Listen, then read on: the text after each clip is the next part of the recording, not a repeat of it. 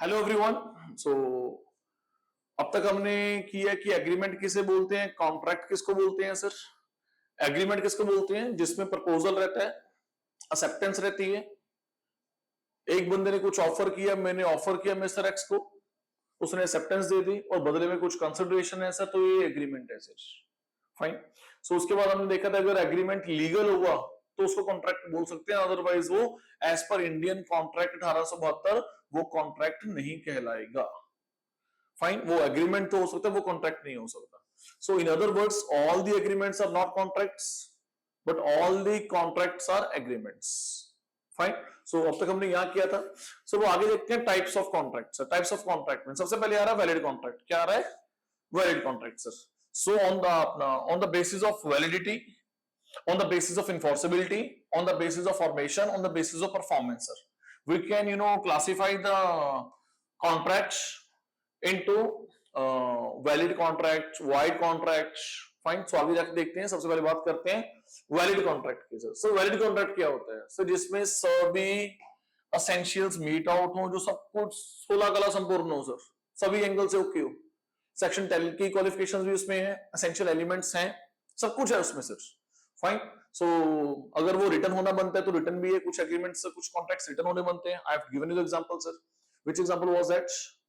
Which example was that? For example आप property purchase करने जा रहे हो, आप ऑरली परचेज कर सकते हो क्या? No, you can not purchase the property orally sir. There must be the written deed, there must be written agreement sir, there must be written contract. If you want to open a bank account in a bank, can you open it orally sir? No, you have to find the you have to sign the document sir, you have to make the contract sir। so सभी तरह के जो elements उसमें पूरे होने बनते हैं वो हैं। अगर वो सभी कॉन्ट्रैक्ट वो सभी इंसेंशियल्स को, सभी कंडीशंस को पूरा कर रहा है, अगर उसके अलावा जो जनरल प्रिंसिपल्स है उनको पूरा कर रहा है सर, तो वो क्या कहलाएगा बॉस? क्या कहलाएगा? Valid contract. क्या कहलाएगा वो? Valid contract sir. So it is legally enforceable by law. अगर कॉन्ट्रैक्ट वैलिड है तो वो इन्फोर्सेबल बाय लॉ है sir. as simple as that sir। if for example A sells his bike to B for rupees 50,000 with a mutual consent, एक तो free consent है इसमें। Fine. सो जो कॉन्ट्रैक्ट है किसके संबंध में, किसके रिगार्डिंग है सर? ये कॉन्ट्रैक्ट किसके रिगार्डिंग में? किसके रिगार्डिंग है? बाइक के रिगार्डिंग। किसके रिगार्डिंग है? बाइक है। बाइक लीगल है इलीगल है? अरे लीगल है सर। सो कुछ भी नहीं है, सिंपल कॉन्ट्रैक्ट है सर। सो किस कैटेगरी में आ जाएगा सर? ये वैलिड कॉन्ट्रैक्ट सर। सब बात करते हैं वाइड कॉन्ट्रैक्ट की, इसमें थोड़ा टाइम खर्च करेंगे sir. It is very important to understand the definition of the void contract. Void contract किसको बोलते हैं? First of all it is been defined in the section 2 clause J. आप इसको सबसेक्शन नहीं बोलना सर। जो भी डेफिनेशंस होती है, आई ऑलरेडी टोल्ड यू कि वो सभी सेक्शन नंबर 2 में लिखी होती है, एंड जो डेफिनेशंस होती है it is for that particular specific act sir. Fine. So that की कोई मिस इंटरप्रिटेशन ना हो sir. Fine. You are reading the law, I am reading the law, कुछ हमारे में कुछ फर्क ना रह जाए sir. We are reading in the same manner. So law क्या करता है कि सेक्शन 2 में डेफिनेशंस को लिखता है सर।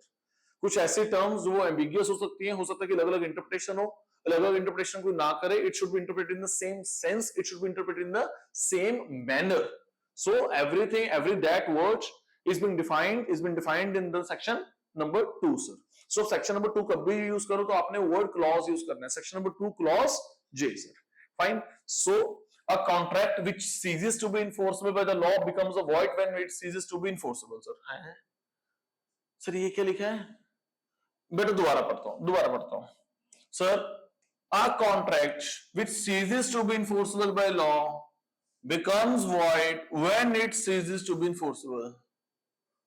सर इंग्लिश तो आती है, ये नहीं समझ आया सर। जो लीगल लैंग्वेज होती है ना वो टिपिकल होती है रीड करने के लिए। जो लॉ मेकर्स होते हैं ना वो कम से कम कंटेंट लिखते हैं, कम से कम वर्ड्स का प्रयोग करते हैं और ज्यादा से ज्यादा उसमें से मतलब निकल के बाहर आता है सर। आपको अकेला अकेला वर्ड के ऊपर फोकस करना पड़ेगा, अकेला अकेला वर्ड आपको समझना पड़ेगा। So as to understand this, ठीक है। सो ये आपने कभी भी अगर आपने सेक्शन नंबर 2 क्लॉज जे लिखना है अपने लाइक एग्जाम में तो आप एज इट इज सेम लिखोगे सर, उसको आप चेंज नहीं करोगे सर। क्योंकि लॉ की वर्डिंग ना तो आप चेंज कर सकते हो ना मैं चेंज कर सकता हूं सर। लॉ की वर्डिंग ना तो आप चेंज कर सकते हो ना तो मैं चेंज कर सकता हूं। लॉ सबके लिए बराबर है सर। आपको प्लस 2 में सिखाया था ना, क्लास 12 में मैम ने सिखाया हुआ कि डेफिनेशंस को, जो ऑथर की डेफिनेशन होती है उसको सेम लिखना है। तो भाई ये तो लॉ है, इसको कैसे चेंज कर दोगे आप? मेरी बात समझ आ रही है कि नहीं? मीनिंग एक्सप्लेनेशन कुछ मर्जी करते रहना सर। इसका मतलब क्या हुआ सर? लॉ वैसे तो जो हमने कॉन्ट्रैक्ट किया वैसे तो वो इन्फोर्सेबल था। उदाहरण तौर पर मैंने मिस्टर एक्स को ऑफर दिया कि मैं तुम्हें गाड़ी बेचूंगा Innova Crysta for ₹20 lakh, for ₹20 lakh. He said okay. So हमारा जो कॉन्ट्रैक्ट था वो एग्जीक्यूट होना था आने वाली 5 अगस्त को। हमारा जो कॉन्ट्रैक्ट था वो एग्जीक्यूट होना था आने वाली 5 अगस्त को। उसमें सब कुछ था, प्रॉपर ऑफर था, प्रॉपर एक्सेप्टेंस था, म्यूचुअल कंसेंट था, फ्री कंसेंट था, 20 लाख रुपया legal, everything is there sir. But हुआ क्या, खुदा ना खास्ता, परमात्मा ना करे, जुलाई में मिस्टर एक्स की डेथ हो गई सर। अब क्या वो कॉन्ट्रैक्ट इनफोर्स हो पाएगा अगस्त को? Answer is no. बंदा ही नहीं रहा सर। कोई कॉन्ट्रैक्ट चंगा भला था, अच्छा भला, वो पंजाबी है ना, कभी कभी हो जाता है। so, अच्छा भला वो कॉन्ट्रैक्ट था सर, ठीक है, तो सब कुछ ओके था सर। पर जब इन्फोर्स करने की बारी है तब वो क्या हो गया सर? इन्फोर्स ही नहीं हुआ सर। सो कहने का मतलब क्या हुआ सर? सो कॉन्ट्रैक्ट, ठीक है, जो इन्फोर्सेबल था पर वो सीजेस टू बी इन्फोर्स हो गया सर। वो क्या हो गया? सीजेस टू बी इन्फोर्स हो गया। अब वो इन्फोर्स नहीं हो पाएगा sir. Sir a contract which ceases to be enforceable by law, अब वो सीज हो गया है, अब वो खत्म हो गया, अब वो इंप्लीमेंट नहीं हो पाएगा, अब वो एग्जीक्यूट नहीं हो पाएगा। उसको हम क्या बोलते हैं सर? Void contract sir. क्या बोलते हैं? Void contract. क्या सर ये इलीगल है? क्या ये इलीगल है?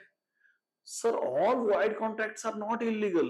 Void contract simply means, बच्चे मिसअंडरस्टूड करते हैं कि void contract means illegal contract.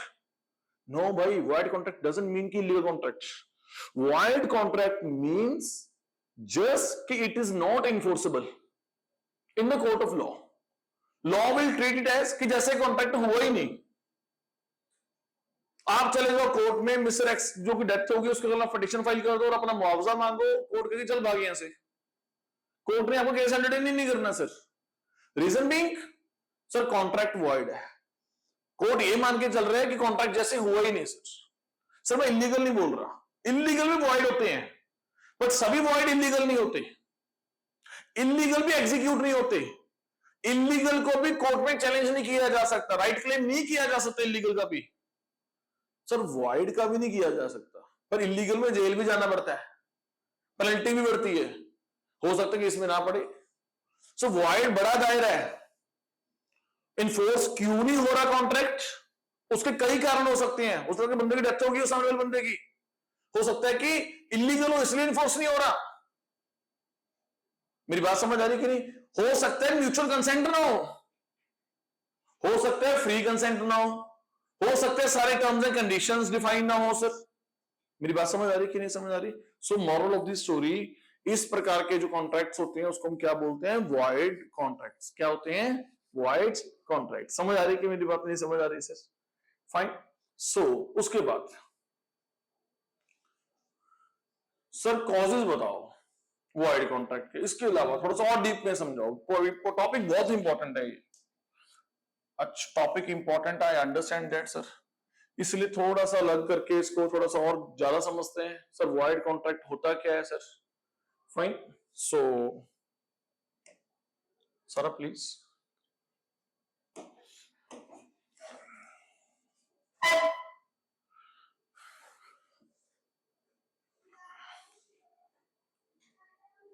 Now first main causes of void contract sir. So पहला कॉज क्या रहता है? Supervening impossibility. क्या बोलते हैं उसको? Supervening impossibility sir. ये तो मैं अभी समझा के रखा था सर, ठीक है ना?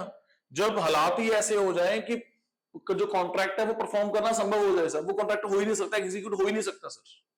फाइन, वो कोई भी कारण हो सकता है यार, कुछ भी हो सकता है सर, ठीक है। So when the performance becomes impossible, असंभव हो जाता है आफ्टर फॉर्मेशन सर। कॉन्ट्रैक्ट तो हो गया, अब वो एग्जीक्यूट नहीं हो पाएगा आफ्टर फॉर्मेशन सर। कॉन्ट्रैक्ट कर लिया मैंने अप्रैल में, एग्जीक्यूट होगा अगस्त में सर, अब जुलाई में आके हालात ऐसे हो गए कि सामने वाले बंदे की डेथ होगी सर।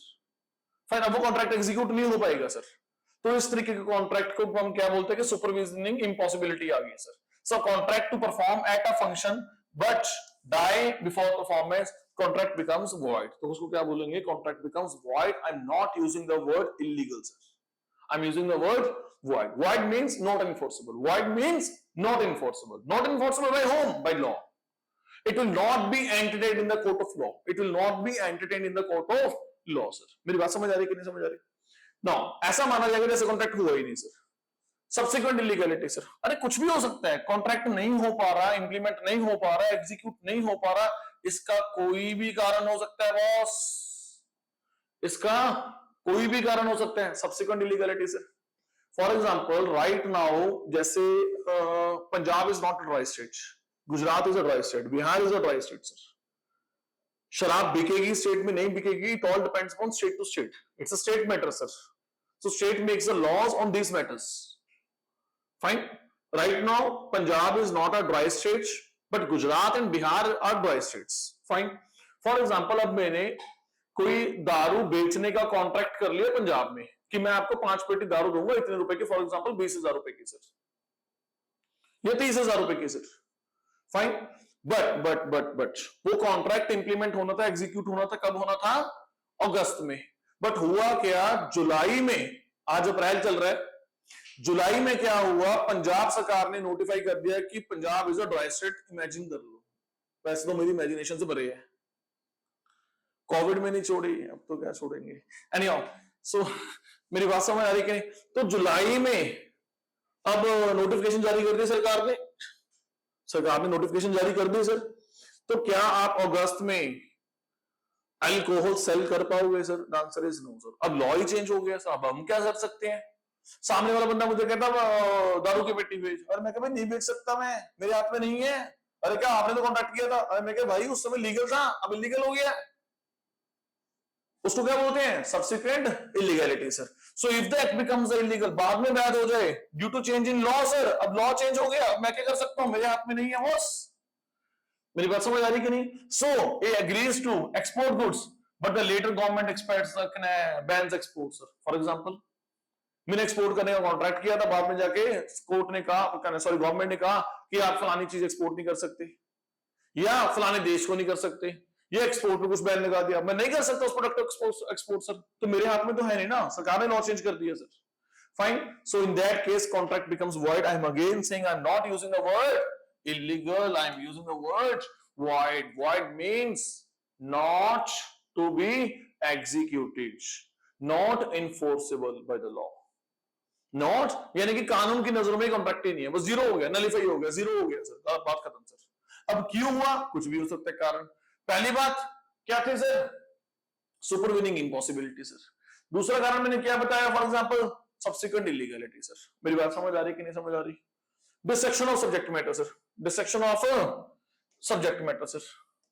सर मैंने कॉन्ट्रैक्ट किया था कि मेरे पास जो फोन है ना उसको मैं सेल करूंगा अगस्त में मिस्टर एक्स को 30,000 का। कब करूंगा?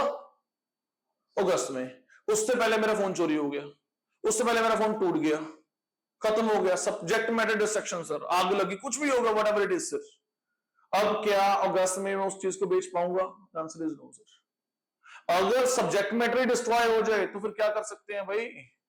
ठीक है ना? So moral of this story, if the subject matter is destroyed without the fault of the parties, हमने कौन सा कुछ जान के किया है सर? अगर जान के किया हो तो क्या मैं कोर्ट केस कर सकता हूं? सर कर सकते हो, नो डाउट इन दैट। आपको प्रूफ करना पड़ेगा, ठीक है ना? लॉ पढ़ना और चीजों को प्रूफ करने में जमीन आसमान का फर्क है सर। अगर एज इट इज इंप्लीमेंट हो जाता लॉ तो वकीलों की जरूरत क्या थी सर? ठीक है ना? कोर्ट सिर्फ लॉ नहीं काम आता, लॉ को कुछ चीजों को प्रूफ भी करना पड़ता है, एविडेंस भी चाहिए, बहुत चीजें हैं सर। मेरी बात समझ आ रही है कि नहीं? अगले पार्टी को भी सुनना है, सामने वाली पार्टी को सर। कई चीजें हैं, मैं आपको लॉ पढ़ना सिखा रहा हूं, लॉ में क्या लिखा हुआ है सर। कोर्ट केस हो सकता है, नहीं हो सकता है, डिपेंड करता है situation to situation sir. I understand, बच्चे जब भी मेरे पास लॉ पढ़ते हैं वो पूछते रहते हैं सर कोर्ट केस कर सकते हैं, कोर्ट केस कर सकते हैं सर, हाइपोथेटिकल सिचुएशन क्रिएट करते हैं सर। हाइपोथेटिकल तो कुछ भी क्रिएट करी चलो सर, कोई दिक्कत नहीं है सर। अगर मुझे पता है मेरे सामने बंदे ने कॉन्ट्रैक्ट किया था, वो जानबूझ के कह रहा है कि उसने नष्ट कर दिया, उसने किसी वो चीज किसी और को बेच दी ज्यादा रेट में, just because he was having more profit. If I can, prove that in the court of law, why will I not go to the court of law, sir? Because the contract was signed with me, sir, not with the other guy, sir, जिसको उसने बेच दिया कौन ने वो चीज। मेरी बात समझ आ रही है कि नहीं? So मैं इन चीजों में नहीं पढ़ रहा sir, it is as simple. So simple सी बात है, मैं बात कर रहा हूँ बोनाफाइड में, बात कर रहा हूँ not mala fide intention sir, but bona fide intention sir. वो रियलिटी में वो जो सब्जेक्ट मैटर था वो डिस्ट्रॉय हो गया किसी भी कारण, किसी नेचुरल कारण sir. Fine, so goods are destroyed by fire before delivery sir. So क्या कर सकते हैं? अब नहीं डिलीवर कर पाएंगे। अब कॉन्ट्रैक्ट को क्या करना पड़ेगा, नलीफाई करना पड़ेगा। इसका मतलब क्या हुआ, वॉइड कॉन्ट्रैक्ट। क्या हुआ, वॉइड कॉन्ट्रैक्ट। समझ आ रही मेरी बात की नहीं समझ आ रही? उसके बाद non occurrence of contingent events, non occurrence of contingent event sir, ठीक है ना। अब कभी कभी क्या होता है, कुछ चीजें ना कंटिंजेंट होती है, कुछ चीजें कंटिंजेंट होती है। For example insurance contracts, car का इंश्योरेंस, अगर कार को नुकसान होगा तभी इंश्योरेंस कंपनी पे करेगी ना, अगर कार को नुकसान ही नहीं होगा इंश्योरेंस कंपनी क्यों पे करेगी? फॉर एग्जांपल हेल्थ इंश्योरेंस, अगर बंदे को कुछ होगा तभी इंश्योरेंस कंपनी पे करेगी ना, अदरवाइज क्यों पे करेगी? तो somethings are to be performed on the happening of some event sir. मेरी बात समझ आ रही कि नहीं? आपने एक साल के लिए गाड़ी का इंश्योरेंस करवा लिया, वो एक साल पूरा हो गया, ठीक है, आपकी गाड़ी को परमात्मा करे कुछ ना हुआ सर, तो वो कॉन्ट्रैक्ट खत्म हो गया, जीरो हो गया, वॉइड हो गया, आप उसको कंप्लीट क्या लो उसको एक तरह के सर। अब वो चीजें हो ही नहीं, वो तो वॉइड होगी सर, ठीक है ना। मैंने कहा था, मैंने कहा यार मैं ना तुम्हें अपनी मुझे ना एक लॉटरी निकलनी है, उस लॉटरी से अगर मुझे पैसा मिला ना तो मैं तुम्हें गाड़ी गिफ्ट करूंगा या कुछ भी, लाइक मैं तुम्हें गाड़ी बेच दूंगा तो मुझे पैसे दे देना। ना लॉटरी निकली, ना गाड़ी आई, ना कॉन्ट्रैक्ट हुआ, सब वो क्या हो जाएगा, फाइन। सो कहने का मतलब क्या है, if the any contract is being dependent upon the any contingent event sir, fine. So अगर इवेंट हुआ ही नहीं तो कॉन्ट्रैक्ट एग्जीक्यूटेबल नहीं होगा। सो जाहिर सी बात है कि वो जो कॉन्ट्रैक्ट है वो क्या हो जाएगा, नल एंड वॉइड हो जाएगा। That means in other words void. मेरी बात समझ आ रही कि नहीं समझ आ रही सर? डेथ की बात भी ऑलरेडी कर चुके हैं एक तरह से, ठीक है, पर मैं डेथ के बारे में समझाना चाह रहा हूं इनकैपेबल सर, मैं समझाना चाह रहा हूं इनकैपेबल।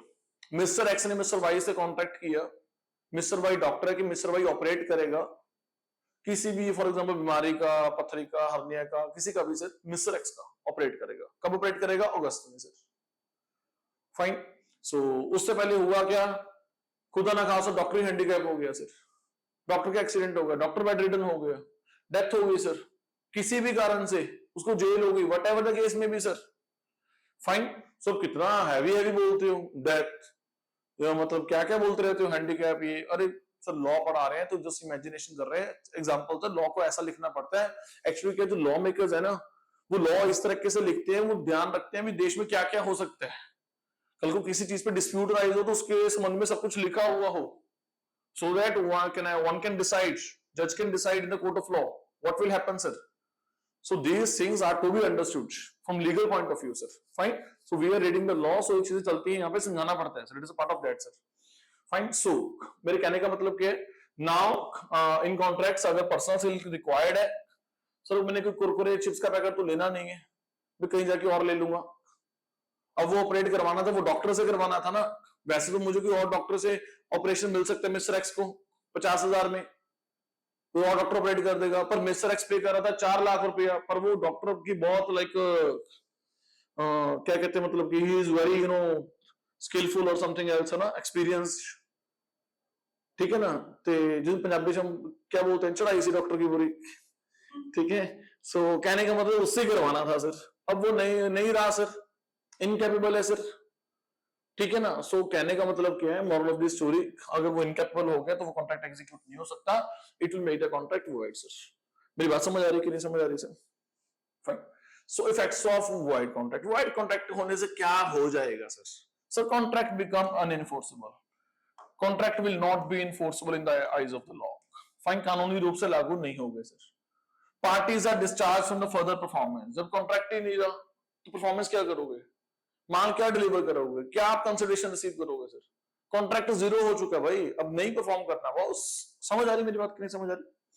उसके बाद no party can sue for the performance, अब अगले की डेथ होगी आप स्यू करोगे, अब अगले को जेल होगी आप स्यू करोगे सर, फाइन। अब अगले को फॉर एग्जांपल आप बेड रिटर्न हो गया तो आप स्यू करोगे क्या, उसके हाथ में था क्या? अगर नेचुरल रीजंस है, बोनाफाइड रीजंस है, you can not sue sir. मेरी बात समझ, सर अगर मेलाफाइड रीजन है, मतलब सब बंदे ने जानबूझ के अपने आप में डेथ कर ली, मैं क्या व्हाट, सब बंदा अपने बेड रिटर्न हो गया, हमने व्हाट, अरे क्या क्या सोच रहे थे सर, मैं उसकी बात नहीं कर रहा, मैं डिसेक्शन सब्जेक्ट मैटर की बात कर रहा हूं। अरे हाँ, अगर मेलाफाइड नेचुरल सब्जेक्ट मैटर को डिस्ट्रॉय होगा, you can go to the court of law sir. बच्चे लॉ पढ़ते हैं, इमेजिन बहुत करते हैं सर, आपने तो कहा इमेजिन करा करो, आपने तो कहा इतना बड़ा कॉन्ट्रैक्ट है तो पूरे देश में लागू करना होता है तो देख के करना पड़ता है, सब कुछ लिखना पड़ता है, तो इमेजिन तो करना पड़ता है ना। ठीक है भाई, कर लो इमेजिन, कौन रोक रहा है आपको? सर हम भी जब बड़े होंगे तो क्या हम लॉ लिख सकते हैं? हाँ, ब्यूरोक्रेट बन जाओ, लिख लो लॉ जाके। सर ब्यूरोक्रेट लिखते हैं लॉ, और आपको क्या लगता है पॉलिटिशियन लिखता है? अच्छा, हमारे देश में पॉलिटिशियन लॉ लिखते हैं। मेरी बात समझ आ रही कि नहीं? अच्छा सर, हमें आज पता लगा। अगर कोई environment, sir law ministry define नहीं करती लॉ। सर लॉ मिनिस्ट्री में भी ड्राफ्टिंग के लिए हेल्प कर सकती है किसी दूसरी मिनिस्ट्री को, उसके पास लीगल एक्सपर्ट्स होंगे, ब्यूरोक्रेट्स होंगे, नो डाउट इन दैट, ठीक है। बट ठीक है, ड्राफ्टिंग इज अलग चीज है ना, मुद्दा क्या लिखना है उसमें, वो जो इनपुट लिया जाता है वो कंसर्न मिनिस्ट्री से लिया जाता है। अब जीएसटी के रिगार्डिंग कानून बन रहा है तो फाइनेंस मिनिस्ट्री इनपुट देगी ना उसका, उसमें क्या लिखना है, ठीक है ना। ठीक है, वो लीगल लैंग्वेज कैसे लिखनी है वो लॉ मिनिस्ट्री भी हेल्प करेगी ना, वो कोऑर्डिनेट करेगी, लाइक दैट सर। मेरी बात समझ आ रही है कि नहीं समझ आ रही? सो लॉ मेकर्स को कितना सोचना पड़ता होगा। अरे सही बात है sir, it's a very tough job. एक बंदा सोचता रहा क्या लिखूं लॉ में, ऐसी चीज लिखनी है भी सभी टैक्सेशन प्रोविजंस कवर हो जाए, बंदा सोचता रहता है ये भी कवर कर दूं, ऐसा नहीं और पाके नहीं एंड डाल देता हूं, नहीं इंडिविजुअल कॉर्पोरेशंस नहीं एंड एचयूएफ भी लिख देता हूं, कुछ रह तो नहीं गया, नहीं ये रह गया इसको तो छोड़ना, इसको एक्सेप्शंस क्रिएट करनी पड़ेगी। अरे बहुत सोचना पड़ता है भाई। मेरी बात समझ आ रही है कि नहीं समझ आ रही? Sir it is not an easy job to write a law sir. Fine, अच्छा अच्छा बंदा तो पढ़ नहीं पाता, लिखना तो वो दूर की बात है, जो लिखा हो वही पढ़ ले वही बहुत बड़ी बात है sir. Fine, so huge expertise is required sir. कह रहे वकील वो इंसान पता कब बनता है, तो बाल चिट्टे होते हैं उसके, तब इंसान वकील बनता है। फाइन, सो इतनी मेहनत करनी पड़ती है, so very difficult profession to pursue sir. Sir हमारा इजी है प्रोफेशन? अरे इजी कुछ भी नहीं होता है इस दुनिया में, इजी तो बस नाम ही इजी है सिर्फ बोलना। Anyhow, so it may be valid initially, contract किया था पहले वैलिड था, अब सब्जेक्ट मैटर डिस्ट्रॉय हो गया तो इनवैलिड हो गया, बंदे की डेथ हो गई इनवैलिड हो गया सर, सब्सिक्वेंट इलीगैलिटी हो गई अब क्या हो गया वो इनवैलिड हो गया sir. It may be, sir it may be है क्या, ऐसा हो सकता है कि वो शुरुआत में ही वैलिड ना हो? हाँ हो सकता है भाई। सर कैसे? सर ऑफर हुआ, एक्सेप्टेंस फ्री नहीं थी, धक्के से ली गई थी। सर अगर धक्के से एक्सेप्टेंस ली गई हो तो उसको क्या बोलते हैं? सर उसको बोलते हैं voidable contract. Sir voidable contract, sir आगे जाके देखते हैं, अगली वही आ रही डेफिनेशन, कौन सी? वॉइडेबल की सर। सर वो तो ठीक है, चलो छोड़ो धक्के वाला छोड़ो, कॉन्ट्रैक्ट किया मिस्टर एक्स ने, कॉन्ट्रैक्ट किया मिस्टर वाई के साथ, लीगल ड्राफ्टिंग गलत हो गई, रजिस्ट्री कराने जाओगे ना मकान के, बंदे का नाम गलत पड़ गया ना अगर उस रजिस्ट्री में, तो सारी रजिस्ट्री कोलैप्स हो गई, दोबारा करवानी पड़ेगी। Can you imagine? कुछ चीजें इतनी टेक्निकल होती हैं कि you have to be very aware while drafting the deeds, transfer deeds sir. So some agreements are very technical in nature sir. आपने सही लाइक स्टाम्प पेपर नहीं लगाया, सही स्टैम्प ड्यूटी पे नहीं की sir, so in that case जो आपका जो कॉन्ट्रैक्ट किया गया है वो सारा जीरो हो जाएगा बॉस। मेरी बात समझ आ रही है? सो इन दैट केस आपको लग रहा है कि ऑफर हुआ, एग्रीमेंट हुआ, सब कुछ हुआ, कंसिडरेशन हुआ, जो वो कोर्ट कचहरी में जाएगा वो वहीं खड़ गया सर। फाइन, एक्चुअली वो स्टार्टिंग में ही गलत हुआ है सर। तो यानी कि सम कॉन्ट्रैक्ट्स ऐसे होते हैं भी स्टार्टिंग में वैलिड होते हैं, बाद में जाके वॉइड हो जाते हैं, कुछ कॉन्ट्रैक्ट ऐसे होते हैं वो शुरू से ही वॉइड हो जाते हैं सर। मेरी बात समझ आ रही कि नहीं? सही तरीके से ऑफर नहीं थी, या जिस किसको ऑफर कही, तो आगे जाके बताऊंगा स्पेसिफिक एक्सेप्टेंस होती है। अगर आप मिस्टर एक्स को ऑफर दे रहे हो तो मिस्टर एक्स ने एक्सेप्टेंस देनी है, ना कि मिस्टर वाई ने एक्सेप्टेंस देनी है सर। तो ऑफर एक्सेप्टेंस के कुछ नियम होते हैं वो प्रॉपर फॉलो करने पड़ते हैं सर, कंसेंट के कुछ नियम होते हैं सर, फ्री कंसेंट के कुछ नियम होते हैं, वो सब कुछ फॉलो करके तभी कॉन्ट्रैक्ट बनेगा। कुछ भी अगर रह गया अधूरा सर तो वो कॉन्ट्रैक्ट स्टार्टिंग से वॉइड हो जाएगा सर। मेरी बात समझ आ रही है कि नहीं सर? दैट मींस जो आपने अभी कॉजेस कराए हैं, ठीक है, तो उसमें ये भी एक पॉइंट ऐड कर लें, यस ये भी पॉइंट ऐड कर लो सर। मेरी बात समझ आ रही है कि नहीं? कि अगर आपने कॉन्ट्रैक्ट को सही तरीके से ड्राफ्ट नहीं किया, या जो भी एसेंशियल एलिमेंट थे वो सभी उसमें इन्वॉल्व नहीं है, ठीक है ना, जो भी कॉन्ट्रैक्ट एक्ट बोल रहा है अगर कुछ भी मिसिंग है तो वो क्या हो जाएगा? वाइड हो जाएगा बॉस। मेरी बात समझ आ रही है कि नहीं समझ आ रही? नो सर, अभी ना फर्स्ट स्टेप है राइट नाउ, कॉन्ट्रैक्ट को कैसे रीड करना है अभी ये बता रहा हूं। ये समझ के बच्चों को लगता है कि मेरा पेपर क्लियर हो जाएगा, नहीं होएगा। लॉ को पढ़ना और लॉ को लिखना बहुत फर्क है सर। सिर्फ और सिर्फ 80% को बच्चों को मरवाता तो लॉ ही है, सीए फाउंडेशन में लॉ ही मरवाता है सर। सर इकोनॉमिक्स के एमसीक्यू वाला टिक लगा देता है, कोई दिक्कत नहीं है। अकाउंट्स भी अगला मोटा मोटा पढ़ी बैठा है ऐसे सारा कुछ, 80% तो उसको आता ही है, परसेंट उसमें करके आया है अगला, ठीक है ना। तो मैथ भी अगले ने लिया हुआ 11th 12th में, वो भी हिट हो जाता है सर, ठीक है। दिक्कत क्या है, लॉ सर, मैथ में रीजनिंग बचा लेगी सर, ठीक है ना। तो वो है, रीजनिंग है, मैथ है, इको है, वो दिक्कत नहीं है, एमसीक्यू हिट हो जाएगा सर, ठीक है। दिक्कत क्या है, लॉ की सर, और एक में फेल सभी में फेल, यही मरवाएगा, मानो तो इसी नहीं है सर। क्यों मरवाना है सर? सर इसकी कोई गलती नहीं, गलती आपकी है सर, आप सेक्शन नंबर याद करने को राजी नहीं हो, आप जो कोई जजमेंट है उसको आप कोट नहीं कर रहे आंसर में, आपको आंसर लिखना नहीं आता, आपने राइटिंग प्रैक्टिस नहीं की हुई, आपने पीवाई क्यों नहीं किया हुआ, आपने कम से कम 3-4-5 हजार क्वेश्चन रीड नहीं किए, किस तरीके से उसका आंसर करना और पढ़ना है सर, आपने टेस्ट नहीं दिया, आपने मॉक टेस्ट नहीं किया सर। अगर आपने सारा सिलेबस ही किया हुआ है, 2-3 बार किया हुआ है, 4 बार किया है सर, इससे अच्छी चीज हो ही नहीं सकती सर। सीए करने का सिंपल फंडा है सर, और मुझे लगता है कोई भी चीज करने का सिंपल फंडा है सर। ये सिंपल ह्यूमन ब्रेन कैसे काम करता है, आप सारे सिलेबस को कम से कम 3 बार कर लो बस। आई अंडरस्टैंड अगर आप कोई भी अटेम्प्ट दे रहे हो, फॉर एग्जांपल उसमें 7 मंथ्स है, 6 मंथ्स है, 8 मंथ्स है, आप कोशिश करो आप 75% ऑफ टाइम में सिलेबस कंप्लीट कर लो, और 25% जो आपके पास टाइम बचा ना सर, 2-3 रिविजन करो उसमें सर। पहला बार तो सिलेबस करने में टाइम लगता है, और सेकंड और थर्ड रिवीजन जल्दी हो जाती है सर। 80% बच्चे पता है जो फेल होते हैं वो कहां मार खाते हैं, जो पेपर सिर पे आता है ना, 1-1.5 महीना रह जाता है, वो वहां पे कोलैप्स करते हैं, वहां पे डिमोटिवेट हो जाते हैं। स्टार्टिंग में तो बड़ा मजा आ रहा था, अच्छा इसको बोलते हैं वॉइड, अच्छा इसको बोलते हैं वॉइड, अच्छा इसको बोलते हैं एग्रीमेंट, अच्छा इसको बोलते हैं कॉन्ट्रैक्ट, बड़े मजे लेके सुन रहे हैं अगला। जब लिखने की बारी आती है ना, तो वही बंदे को लैप्स होता है sir. But I guarantee you sir, आप मेरी बातों को सुनते रहो, एंड तक टिके रहना सर। अकेला अकेला क्वेश्चन करवाऊंगा, इंपॉर्टेंट करवाऊंगा, एमटीपी करवाऊंगा, आरटीपी करवाऊंगा, पास पीवीक्यूज करेंगे सर, स्टडी मैट करेंगे, अपनी तरफ से करेंगे सर, सब कुछ करेंगे sir. We will try level best की लॉ को कैसे अटेम्प्ट करना है सर। अच्छे मार्क्स नहीं आए ना, फिर कहना सर मुझे उसके बाद। मेरी बात समझ आ रही है कि नहीं समझ आ रही? दिक्कत हमें है सर, दिक्कत है कि हमने जस्ट एग्जाम से 1 महीना पहले हमने लाइक डिमोटिवेट नहीं होना, हौसला नहीं छोड़ना सर, पहली बात। दूसरी बात ये है, टिके रहो सर मैदान में। तीसरी बात ये है, कुछ बच्चे ना फॉर्म में 1 महीना पहले आते हैं सर, 1 महीना पहले फॉर्म में नहीं आना, शुरू से फॉर्म में आना है। कुछ बच्चे ने ऐसे है कि जब एग्जामिनेशन फॉर्म फिल करते हैं ना, फिर फॉर्म में आते हैं कि अब पढ़ूंगा 10 घंटे। अरे भाई, ये स्पिरिट पहले कहां था, अब क्यों जाग गया ये स्पिरिट आपका? आपका ये स्पिरिट अप्रैल से जागना चाहिए sir. You have to give your level best. मेरी बात समझ आ रही कि नहीं? मेरी बात समझ आ रही कि नहीं? सर ये बताओ, लॉ का सिलेबस कब तक फिनिश करा दोगे? सर अटेम्प्ट सितंबर में है ना, आप बोलो जुलाई मिड में करा दे, जुलाई की शुरुआत में निबेड़ दें सर, ठीक है जी। मेरी बात समझ आ रही है कि नहीं? निबेड़ देंगे सर। और बताओ सर, क्या आप हमारे चैप्टर वाइज टेस्ट भी लेते रहोगे साइड बाय साइड? अरे जरूर लेंगे सर, क्यों नहीं लेंगे सर। सर आपके भी लेंगे, you just drop your Gmail ID in the comments और मुझे व्हाट्सएप कर दीजिए, आपका भी लेंगे सर, नो डाउट। फाइन, मेरी बात समझ आ रही है कि नहीं? सर फिर लास्ट वाले 2 मंथ्स क्या करेंगे sir? Revision and revision, PYQs, MCQs वगैरह वगैरह। वैसे भी जो साइड बाय साइड टेस्ट होंगे वो आपको मिल जाएंगे, लाइक आपको पता लग जाएगा कैसे करने हैं अटेम्प्ट सर, ठीक है?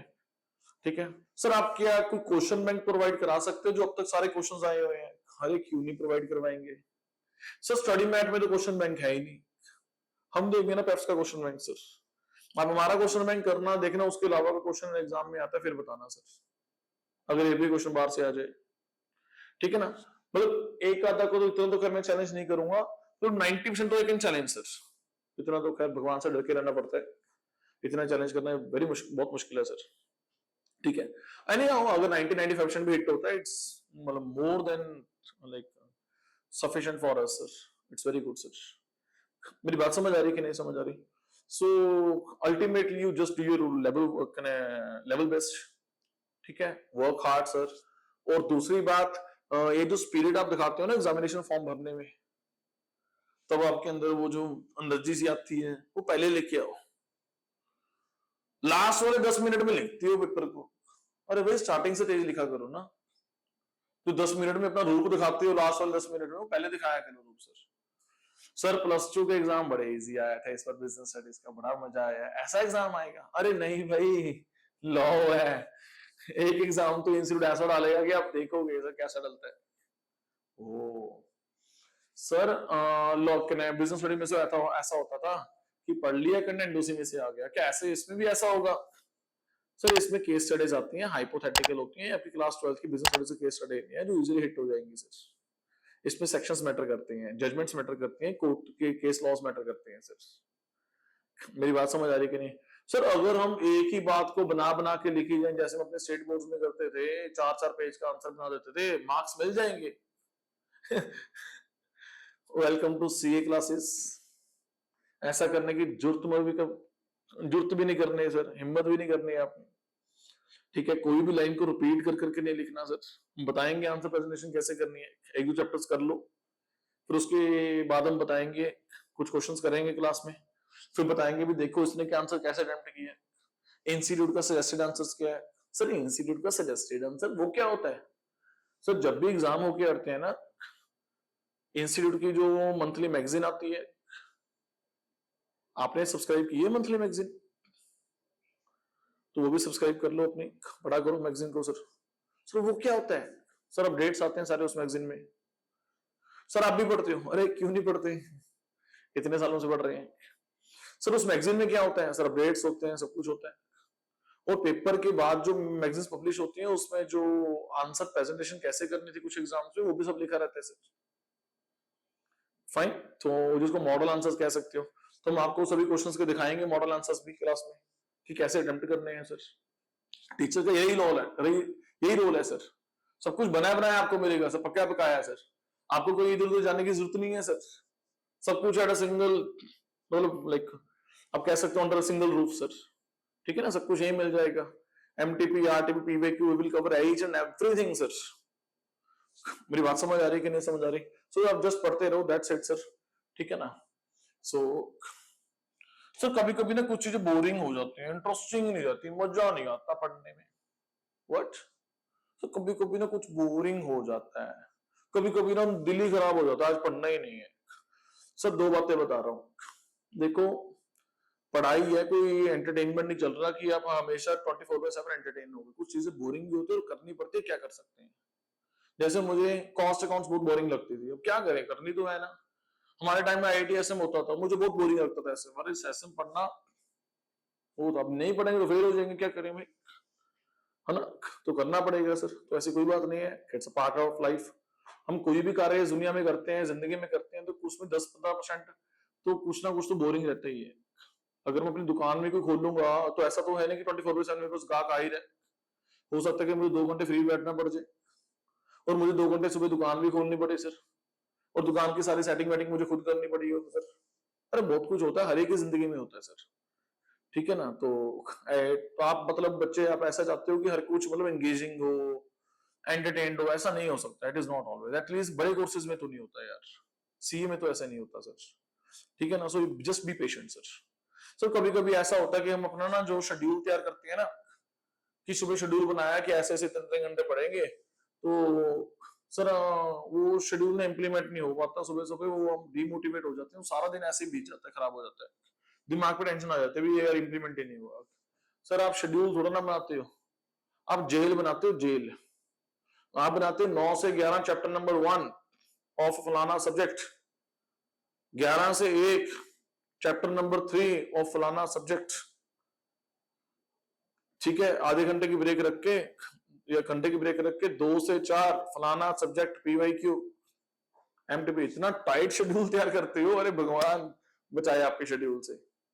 ठीक है, पहले तो कोशिश करा करो कि आप उसको 3-4 पार्ट्स में डिस्ट्रीब्यूट किया करो, कि मुझे सुबह 2-3 घंटे देने हैं बस, सुबह होते होते। कभी कभी क्या नहीं 7 बजे पढ़ सकते तो एटलीस्ट होके 7:30 बैठ जाओ, 8 बजे बैठ जाओ, दैट्स इट।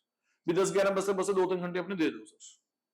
ठीक है ना? ऐसे दोबारा का शेड्यूल बनाया करो, ऐसे शाम को और ऐसे रात का बनाया करो सर, इतना रिजिड मत बनाया करो सर।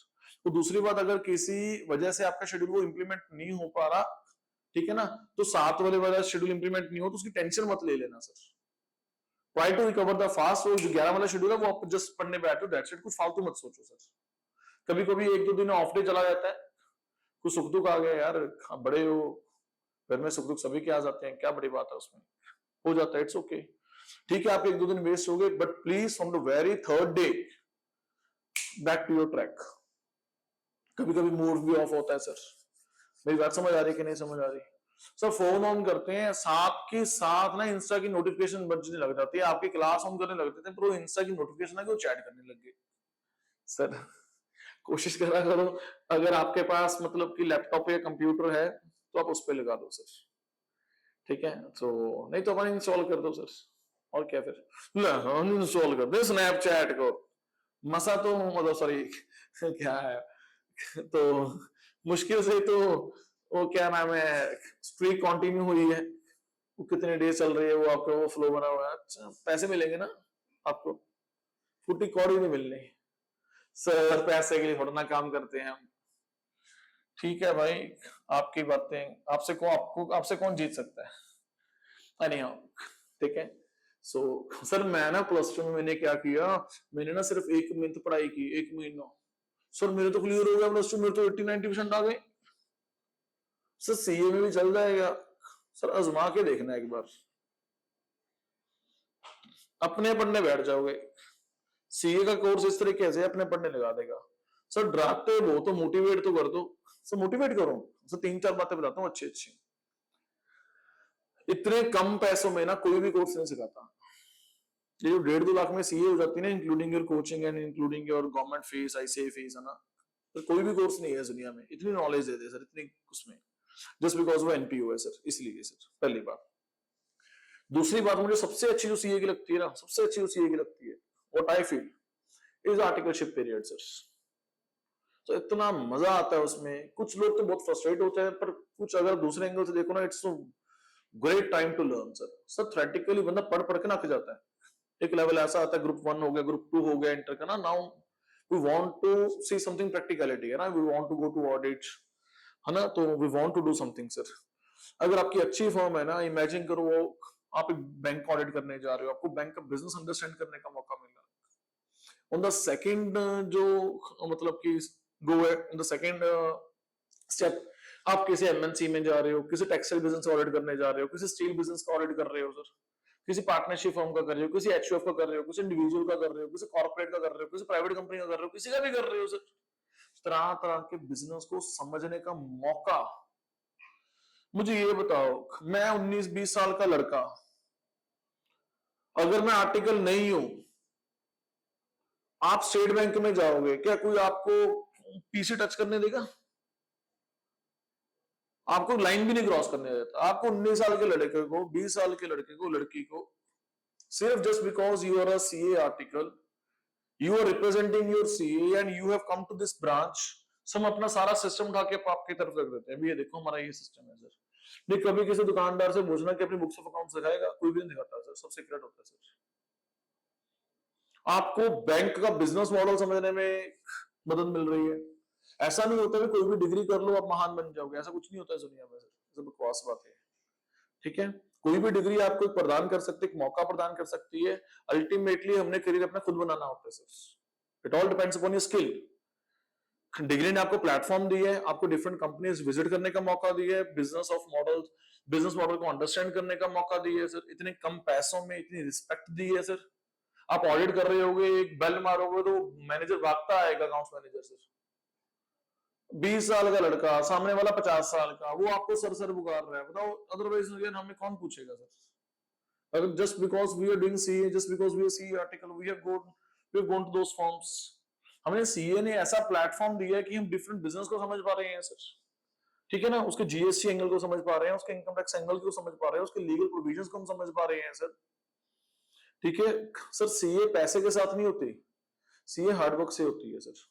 सो इतना तो बात है, मुझे नहीं पता सीए की सक्सेस रेशियो इतनी ज्यादा, पता है क्यों है? क्योंकि ना सीए इंसान को बंदा बना देती है, एक बेटर पर्सन बनाती है सर, आपको हार्डवर्क करना सिखा देती है सर, आप में से अच्छा आउटपुट निकलता है, आप मतलब अप्स एंड डाउन फेस करना सीख जाते हो sir. This is a plus point, this is a best thing for CA sir, best thing of CA sir, इसी को बेस्ट बोलते हैं सर, ठीक है? सो ठीक है, CA foundation, CA inter, CA final, theoretical angle is very fine sir, ठीक है, बट प्रैक्टिकल लर्निंग जो इंस्टीट्यूट कुछ ट्रेनिंग्स हैं जीएमसीएस 1-2 वगैरह, वो भी that is they are very fine sir, ठीक है। आप जाओगे, आपको स्टॉक मार्केट, स्टॉक एक्सचेंज का ऑडिट करने का मौका मिलेगा, अगर आपकी फर्म के पास वो क्लाइंट है। हॉस्पिटल बिजनेस समझने का मौका मिलेगा सर, इतने बड़े बड़े कॉर्पोरेट्स में जाके आप ऑडिट करोगे सर, मतलब स्वैग है सर आपका, ठीक है। तो इसका मैं ये नहीं कह रहा कि आप just because you have done CA आप स्टार्टिंग से करोड़ों कमाने लग जाओगे, ऐसा कुछ भी नहीं है। ये सब हर एक बंदे की अपनी किस्मत है, अपनी हार्डवर्क, अपना स्किल है, it all depends upon that sir, nothing is being dependent upon the any degree sir. कल देखा सीबीआई जो केस दर्ज की है, जो फ्रॉड हुआ है अपना, 2 आईएएस सस्पेंड कर दिए, पीसीएस सस्पेंड कर दिया हरियाणा सरकार ने सर, वो जो बैंक का फ्रॉड चल रहा है, ठीक है। तो ऐसा नहीं होता कि अगर आप आईएएस बन गए बस बन गए खुदा, ठीक है ना, गलत करोगे तो जेल जाओगे sir, no doubt in that sir, ठीक है ना। पर सीए का मजा ऐसा है, मतलब it is one of the beautiful course, ठीक है ना।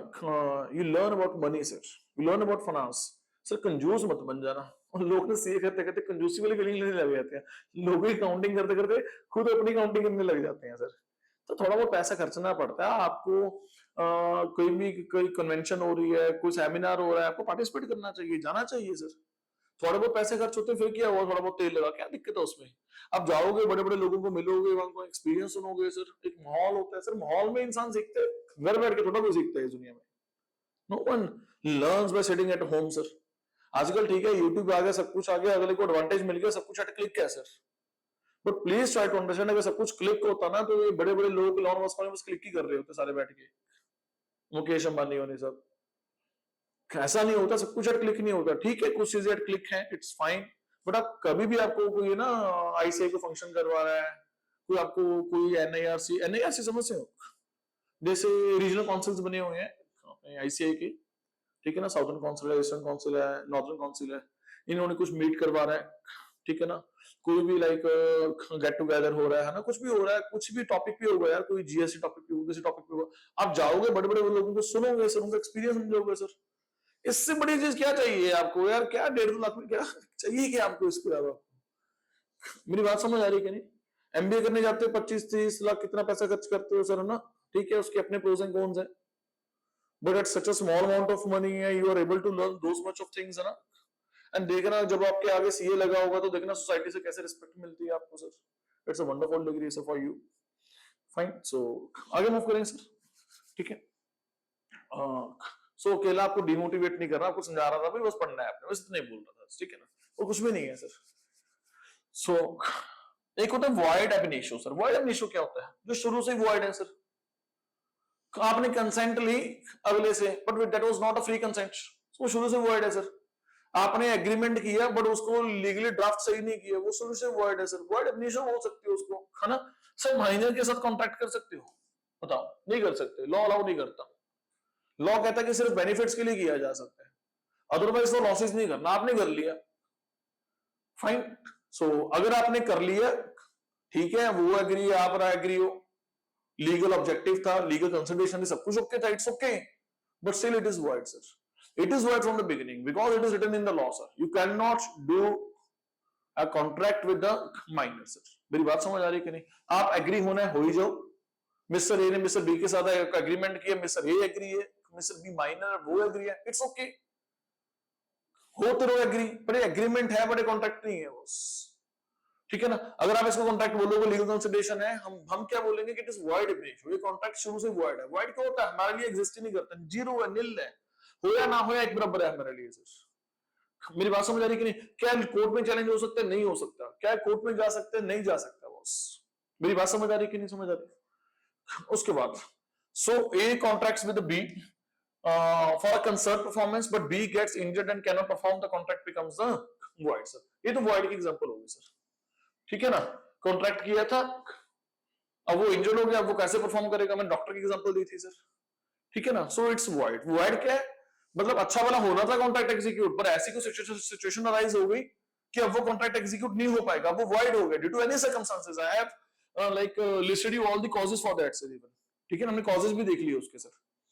सो बात करते हैं सर वॉइडेबल की, सर वॉइडेबल क्या होता है, जहां एबल दिख जाए ना आपको, जहां वॉइडेबल कॉन्ट्रैक्ट का मतलब क्या है, जहां एबल देखिए, एबल का मतलब होता है एक की तरफ से तो ओके है कॉन्ट्रैक्ट, पर दूसरे की तरफ से ओके कॉन्ट्रैक्ट नहीं है। एक की तरफ से तो जस्टिफाइड है from one person point of view, but from the other person point of view it is not justified. Sir mister A ने मिस्टर बी के साथ कॉन्ट्रैक्ट किया कि अपनी गन पॉइंट पे, मिस्टर बी की कंसेंट ली गन पॉइंट पे कि भाई तू मुझे कंसेंट दे, तू अपना 5 करोड़ का मकान मुझे 5,000 में बेचेगा। वो बेचारा अपनी जान बचाने को क्या ना करता, मरता क्या ना करता, उसने साइन कर दिया। भाई मेरी बात समझ आ रही कि नहीं समझ आ रही? सर अगर मिस्टर बी ने आवाज उठाई तब तक वो गन पॉइंट में तक कुछ बोल नहीं पाया। जब माहौल ठीक हुआ 2 दिन बाद वो कोर्ट में पहुंच गया, उसने लीगल स्यू कर दिया मिस्टर ए को, मेरे साथ ऐसे कॉन्टेक्ट हुआ है सर, मैं कौन सा पागल अपनी 5 करोड़ की प्रॉपर्टी 5,000 में बेचूंगा इसको, मेरे सबसे पॉश एरिया में मेरी प्रॉपर्टी पड़ी है। मेरी बात समझ आ रही कि नहीं? मैं कौन सा को मेंटली इंसेन हूं? इसने मुझे गन पॉइंट पे ली है क्योंकि ये पॉलिटिशियन है, फलाना अफसर है, इसका रुतबा था, इसने मुझसे ऐसे ले लिया, इसने अपने रुतबे का नाजायज फायदा उठाया है सर उस चीज का। हाँ पहली बात कि वो कोर्ट गया कि नहीं गया। अगर कोई इंसान कोर्ट नहीं गया, उसने आवाज नहीं उठाई, उसने प्रोटेस्ट नहीं किया, उसने पोज नहीं किया, तब तक वो ओके लॉ कुछ नहीं कहेगा सर। अगले ने 5 करोड़ की प्रॉपर्टी 5,000 में बेच दी, अगला कोई केस फाइल ही नहीं करना चाहता, कोर्ट में जाना ही नहीं चाहता, स्यू ही नहीं करना चाहता, तो it's okay, it is not a like voidable contract sir. It becomes voidable only when जिस पार्टी के साथ अनजस्टिफाइड हुआ है, इनजस्टिस हुआ है, वो कोर्ट में गया, उसने कुछ आवाज उठाई है सर, तभी वो क्या बनेगा, वॉइडेबल बनेगा sir. Otherwise it is okay from the law point of view sir. Sir okay from the law point of view sir, consideration तो वैलिड नहीं थी, वो तो जस्टिफाइड नहीं थी। 5 करोड़ की प्रॉपर्टी 5,000 में बिकना कैसे जायज है? सर लॉ में ना अमाउंट मैटर नहीं करती, अमाउंट है वो काउंट्स का पार्ट है, वो आप अपनी प्रॉफिट लॉस की एंट्री डालते रहना, डेबिट क्रेडिट करते रहना, वो आप अपने लॉ में कंसिडरेशन मैटर नहीं करता। मेरी बात समझ आ रही कि नहीं? जैसे फॉर एग्जांपल भाग मिल्खा सिंह, भाग फिल्म बनी, कहते मिल्खा सिंह साहब ने जो कंपनी के फिल्म के प्रोड्यूसर उससे 1 रुपया लिया था उनसे, जो अपनी रॉयल्टी ली उन्होंने सिर्फ 1 रुपया लिया कि हाँ ठीक है आप मेरे पे मूवी बनाओ और चलाओ, पैसा कमाओ, मेरी जो हार्डवर्क है लोगों को पता लगना चाहिए, ठीक है, अब मैं आपको अलाउ करता हूँ मेरी जिंदगी में बनाओ, सिर्फ 1 रुपया रॉयल्टी ली है सर। लेने को कॉन्ट्रैक्ट बड़ी अमाउंट का भी हो सकता था सर। क्या है contract valid? Answer is yes sir. 1 रुपया जरूरी लेने सर नहीं, कुछ चीजों को ना कॉन्ट्रैक्ट करना पड़ता है, कुछ चीजें लीगली बाउंड करना पड़ता है, अगला ऐसा ना हो कि मिसयूज कर रहे हैं कुछ चीज को, तो कॉन्ट्रैक्ट में रहना पड़ता है सर। तो कॉन्ट्रैक्ट करना है पर लेना भी कुछ नहीं, तो 1 रुपया उसमें रख लो सर, जस्ट दैट। तो क्योंकि उसमें कंसिडरेशन तो होनी चाहिए ना, अगर कंसिडरेशन नहीं होगी सर तो वो एग्रीमेंट नहीं है, कॉन्ट्रैक्ट नहीं है सर। मेरी बात समझ आ रही है कि नहीं? So consideration must be there sir. Consideration बड़ी होनी चाहिए, छोटी होनी चाहिए, लॉ इस पे कमेंट नहीं करता, लॉ इस पे कमेंट करता है कि कंसिडरेशन होनी चाहिए बस। मेरी बात समझ आ रही कि नहीं समझ आ रही सर? फाइन। सो मैं वही कह रहा हूं, an agreement enforceable at the option of one party but not at the other party. अब जिसके साथ धक्का वो उसके पार्ट से इनफोर्सेबल नहीं है ना, जिसने धक्का किया उसके पार्ट से इनफोर्सेबल है। जिसको 5,000 की प्रॉपर्टी 5 करोड़ की प्रॉपर्टी 5,000 में मिल रही है मिस्टर ए को, वो तो नजारे में है, उसको कोई दिक्कत नहीं है, but it is not enforceable from the second party's point of view, that is for example mister B sir. Fine, so it remains valid. मैं वही तो बात बोल रहा हूं बारी बार, it remains valid, it remains valid, ठीक है, until the aggrieved party chooses to rescind it, until the aggrieved party chooses to rescind it।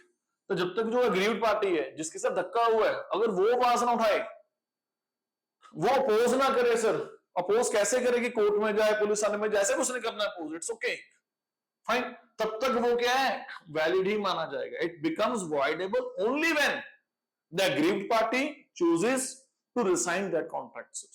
मेरी बात समझ आ रही है कि नहीं समझ आ रही? उसके बाद due to lack of free consent, ठीक है ना, कॉर्जन, फ्रॉड की है, कॉर्जन की है, मैंने कल समझाया था ना, एक मैंने वर्ड समझाया था कॉर्जन। कॉर्जन का मतलब क्या होता है? फॉर एग्जांपल किसी को धमका के उससे कंसेंट ले लेना। सिर्फ कंसेंट मैटर नहीं करती, फ्री कंसेंट मैटर करती है। ओनली कंसेंट मैटर नहीं करती भी हाँ अगले ने हाँ कर दिया, अगर इस गन पॉइंट पे तो हाँ करवाया आपने, so it is not a free consent. इसको बोलते हैं coercion sir, consently under coercion sir. एक होता है अनड्यू इन्फ्लुएंस, अनड्यू इन्फ्लुएंस की मैंने एग्जांपल दी थी। एक डॉक्टर ने पेशेंट को ऑपरेट कर रहा था, बॉडी सुन्न की हुई है, बस उसके ऊपर सब सुन रहे, बातें कर सकता है वो, बॉडी ओपन है, वो कह रहा कि भाई देख तभी जोड़ूंगा अगर अपनी 5 करोड़ की प्रॉपर्टी मुझे 5,000 में देगा, नहीं तो मुझे कुछ नहीं करना, बाहर जाके सॉरी बोलना है। वो बेचारा कह रहा कि मैं तो जस्टिफाई भी नहीं कर पाऊंगा, किसी को मेरे साथ हुआ गया, मुझे मौका भी नहीं मिलना, पहले एक बार बच तो जाऊं, पहले एक बार बच तो जाऊं, फिर बताऊंगा डॉक्टर को बाद में, और डॉक्टर साहब कोई बात नहीं, साइन करवाओ, कहां करवानी, उसने करवा लिए, अब सब कुछ ठीक हो गया, डॉक्टर को रहा अब आ तो मेरे पास, डॉक्टर कह रहा कि अब तो कॉन्ट्रैक्ट साइन हो गया, लॉ कह रहा नो, वो जो कंसेंट है वो अनड्यू इन्फ्लुएंस से ली हुई है, आपने अपनी पोजीशन का दुरुपयोग किया, नाजायज फायदा उठाया है सर, तभी आपने कंसेंट ली है बॉस। मेरी बात समझ आ रही कि नहीं? मैंने कल एडवोकेट की एग्जांपल भी दी थी, एडवोकेट का, मैं बीइंग एडवोकेट मैं उसका केस लड़ रहा हूं, उसकी सारी केस स्टडी मुझे पता है, सारा कुछ मैंने अभी तक, मतलब 3-4 हियरिंग्स हो चुकी है, मैंने प्रेजेंट किया उस केस को, लीड मैं कर रहा हूं। अब आज एक फाइनल हियरिंग है, इट इज वेरी इंपॉर्टेंट, अगर मैंने अच्छे से रिप्रेजेंट नहीं किया तो उस क्लाइंट का केस गया। सर बहुत सारे केसेस में क्या मैटर करता है? अच्छी रिप्रेजेंटेशन। आप अच्छे से अच्छा केस भी हार सकते हो अगर बुरी रिप्रेजेंटेशन हुई, आप बेकार से बेकार केस भी जीत के ले जाओगे अगर अच्छी रिप्रेजेंटेशन हुई। It all depends on the representation sir, ठीक है। अब एडवोकेट की इतनी इंपॉर्टेंस है लॉ फील्ड में। तो दूसरी बात हुआ क्या, तो मैंने उसको समझाया कि मैं मेरी बात सुन भाई, 11 बजे हियरिंग शुरू होनी है, बज रहे 11:15, वहीं बज रहे 11:15, तुम्हारी जो प्रॉपर्टी है ना 5 करोड़ की, मैंने प्रॉपर्टी डॉक्यूमेंट्स तैयार करवा लिए, फटाफट साइन कर दे 5,000 में, अब कंसिडरेशन होनी चाहिए तो 5,000 ले लेना, लॉ कह रहा है कंसिडरेशन होनी चाहिए ना तो 5,000 ले लेना। मेरी बात समझ आई कि नहीं?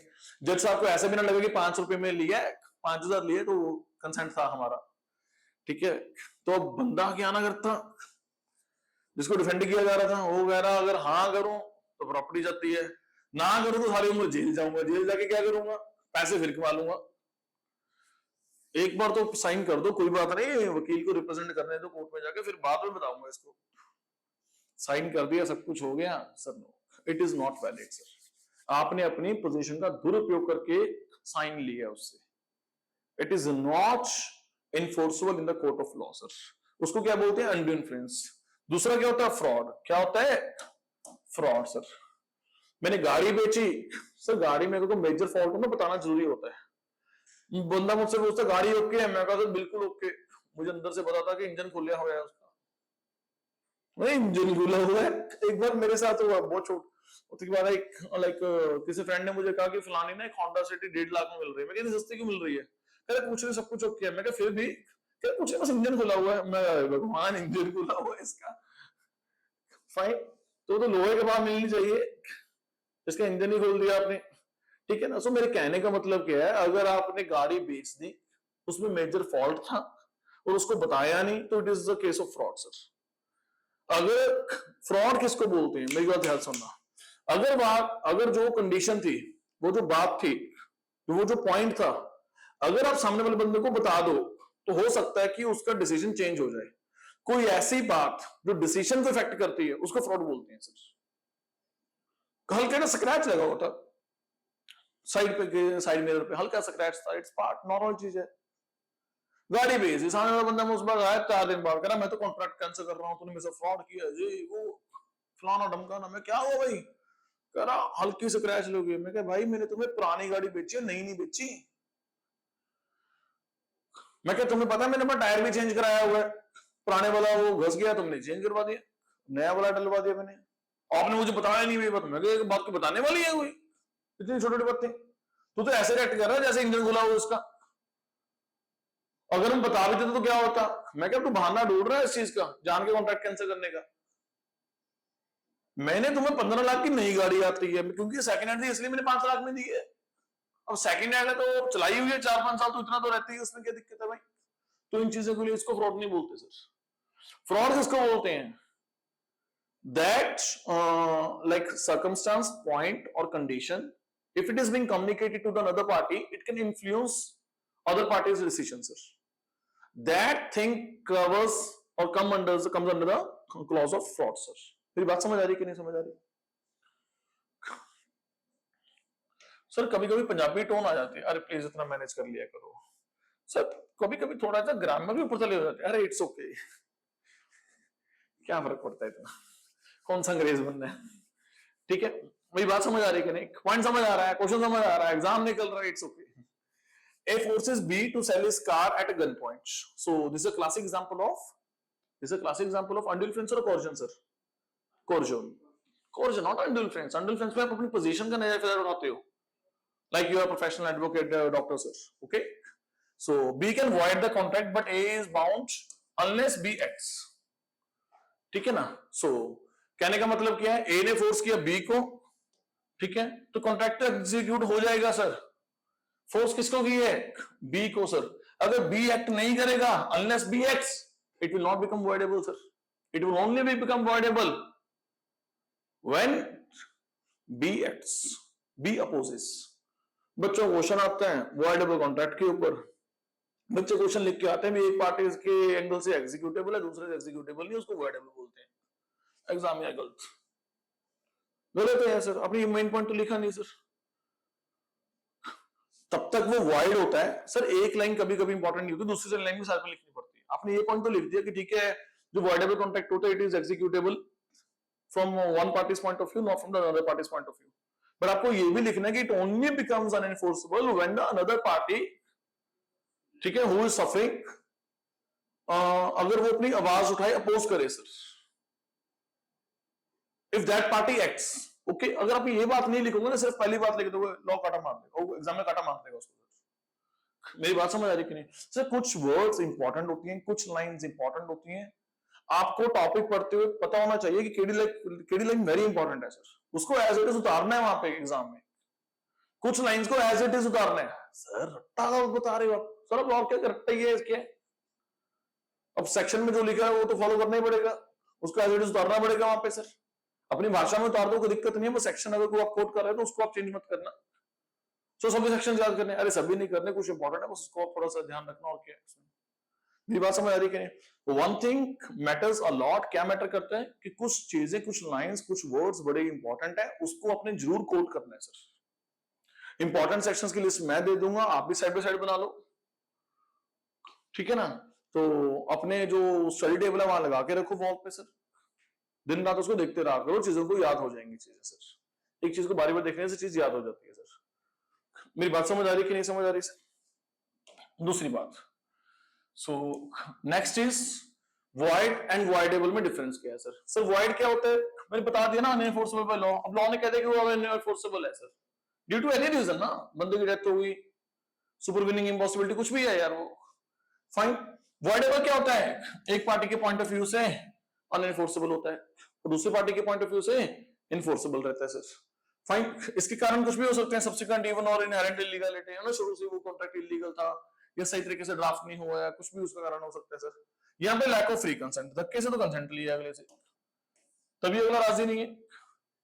मिल्खा सिंह ने तो अपनी मर्जी से 1 रुपया लिया था बाग मिल्खा बाग के लिए, वो तो फ्री कंसेंट थी, वो तो वॉइडेबल है ही नहीं sir. There are many cases लोग पैसा नहीं लेते सर। मेरी बात समझ आ रही कि नहीं? उसके बाद no right to the parties, contractive word है। यहाँ पे क्या है? एग्रीव्ड पार्टी है, एग्रीव्ड पार्टी है, he can go to the court of law sir, जिसके साथ धक्का हुआ, इंजस्टिस हुआ है sir. It can not be performed sir, तब तक वैलिड है जब तक आप रिवोक ना करो। अगर आप रिवोक करोगे तभी वॉइडेबल बनेगा, otherwise it is valid until revoked. मेरी बात समझ आ रही कि नहीं समझ आ रही? Do you understand my point और not? Fine, any doubts? Sir illegal बताओ सर। इलीगल ऐसा होता है कि जो लॉ में लिखा हुआ है कि आपने नहीं करना सर, ठीक है ना, नशा बेचना, एक्सटॉर्शन मनी, कुछ भी सर इस तरीके से सर, जो क्रिमिनल लॉज में मना किया हुआ है सर, है ना, किसी के घर जाके चोरी करने सर, किसी को सुपारी देने सर, ये सब इलीगल है सर। क्या सर एक एग्जीक्यूट नहीं हो सकते? नहीं हो सकते। क्या सर ये वॉइड है? यस, निल है ना, बट ये इलीगल भी है, इसके साथ जेल भी जाना पड़ेगा साथ में सर। तो सभी इलीगल जो कॉन्ट्रैक्ट्स होते हैं वो वॉइड तो होती ही होते हैं, वो कौन सा एग्जीक्यूटेबल होते हैं? मेरी बात समझ आ रही कि नहीं समझ आ रही? सो अब आप ये थोड़ा ना कहोगे कोर्ट में जाके मैं चोरी करके आया हूं तो मैं राइट है, मेरी चीज है, ऐसा थोड़ा बोल सकते हो। राइट थोड़ा वो एग्जीक्यूट थोड़ा हो सकता है कोर्ट में जाके सर, पहली बात, ठीक है। All void contracts are not illegal, but all illegal contracts are void, ठीक है ना। There are some contracts which are void but are not illegal, but yes they can not be executed sir, है ना, सामने बंदे की death होगी, कुछ भी रीजन है, फाइन, वाइड हो गया, ठीक है, लीगल नहीं, अब क्या कर सकते हैं, होगी डेथ, अब क्या कर सकते हैं, नेचर के आगे क्या है किसी का सर, भगवान के आगे क्या है किसी का सर, मेरी बात समझ आ रही है कि नहीं, बट इलीगल के केस में लॉ विल वर्क सर, ठीक है ना, एज द केस में भी सर, जेल तो जाना पड़ेगा, एज द केस में भी sir, so a contract that involves breaking the law or violating the public policy, ठीक है, it is void ab initio, इस शुरू से void है, किसी को सुपारी की धमकी दे रहे हो, कॉन्ट्रैक्ट कर रहे हो, किसी को मारने का कॉन्ट्रैक्ट दे रहे हो, ये तो शुरू से void है, क्योंकि लॉ में लिखा हुआ ऐसे कॉन्ट्रैक्ट नहीं करने सर, सो void ab initio तो है ही है सर, और अनएनफोर्सेबल है, और अनएनफोर्सेबल है, अनएनफोर्सेबल मींस void है सर, ठीक है ना, so for example A hires B to commit theft और to shoot someone or to sell any illegal things or whatever it is, so this contract is illegal sir, ठीक है ना, जो void contract होते हैं not forbidden by law, law ने उसको मना कर रहा है, वो सलाह भी ऐसे हो गई, सामने बंदे की डेथ हो गई, सब्जेक्ट मैटर डिस्ट्रॉय हो गया, वो इसलिए void हो गए सर, इलीगल जो कॉन्ट्रैक्ट होते हैं वो लॉ मना कर रहा है कि आपने नहीं करने, बस, ये जरूरी नहीं है कि सभी void कॉन्ट्रैक्ट इलीगल होंगे, but illegal contract always void होते हैं, वो एग्जीक्यूट नहीं हो सकते, बस, no punishment for the parties, so यहाँ पे जो legal penalties, legal punishments face करनी पड़ेंगी, जरूरी नहीं होता कि मेरे से जेल हो, जैसे चेक बाउंस का केस है, उसमें पेनल्टी पड़ती है सर, ठीक है ना, कोई सिविल केस है, प्रॉपर्टी डिस्प्यूट है, कुछ ऐसा कुछ है ना, तो उसमें क्या होता है कि वो लॉस की रिकवरी करवाई जाती है सर, फाइन, सो वॉइड कॉन्ट्रैक्ट क्या होता है, वॉइड कॉन्ट्रैक्ट क्या होता है, वो इन्फोर्सेबल तो होता है, पर वो लॉ क्या करे, हालात ऐसे होगा, वो तभी इसलिए इन्फोर्सेबल हुआ है, अनएनफोर्सेबल हुआ है, but ceases to be unenforceable, but ceases to be enforceable, हमने वर्ड क्या यूज किया था, ceases to be enforceable sir, fine, उसके बाद also illegal सर, मेरी बात समझ आ रही है सर, आपने void के ऊपर इतना अच्छा खासा टाइम खर्च किया, अरे यस, क्योंकि it is very important for the full chapter sir, है ना, इतने सारे हमने यूनिट्स करने हैं, बारी बार void आएगा सर, इतने क्वेश्चंस में आएगा, you will understand the importance of the word void sir in the coming days, ठीक है ना, ऐसे ही नहीं तो टाइम खर्च कर रहे हैं इसके ऊपर सर, सर अनएनफोर्सेबल कौन से होते हैं, सर अनएनफोर्सेबल कौन से होते हैं सर जो इन्फोर्स नहीं हो सकते, सर क्यों नहीं हो सकते सर, क्योंकि कुछ टेक्निकल डिफेक्ट्स आ गया, आपने जो ट्रांसफर डीड थी प्रॉपर्टी की सही ड्राफ्ट नहीं की सर, आपने स्टैम्प पेपर सही नहीं लगाया, स्टैम्प ड्यूटी सही नहीं पे की सर, ठीक है ना, lack of stamp duty barred by the limitation sir, अब टेक्निकल डिफेक्ट्स है, सुना ना लिमिटेशन एक्ट, कि हम किसी से अगर पैसे मांगने 3 साल में मांगो, अगर आपने 3 साल में कोई कम्युनिकेशन ना किया फ्रॉम एनी साइड सर, अगर आप उसके बाद पैसा मांग रहे हो तो you can not ask the money sir beyond 3 years as per the limitation act, तो कुछ चीजें एक्ट मना कर देता करने से, सब कब क्या कर सकते हैं sir, so A lends money ₹5 lakh to B, but B fails to repay after limitation period 3 years, the contract becomes unenforceable sir, मेरी बात समझ आ रही है, या तक नहीं समझ आ रही, आई गेटिंग अ पॉइंट और नॉट, ठीक है, सो आई डू होप आपको समझ आ गया होगा, आप एक बार खुद से घर से पढ़ के आना, शाबाश, खुद से रीड करो, ठीक है, बाकी चीजें नेक्स्ट क्लासेस में करेंगे सर, ठीक है, सो अभी थोड़ा स्लो चल रहे हैं क्योंकि स्टार्टिंग है सर, ठीक है, so will try level best, तो जैसे जैसे क्लासेस बढ़ती जाएंगी स्पीड हम बढ़ाते जाएंगे सर, ठीक है, so but at the end of the day in the starting of July और द मैक्सिमम 10-12 जुलाई तक जैसे भी रहेगा, हम will try to finish the syllabus, fine, thank you so much, if any question you want to ask, you can ask in the comments or you can contact us, thank you so much.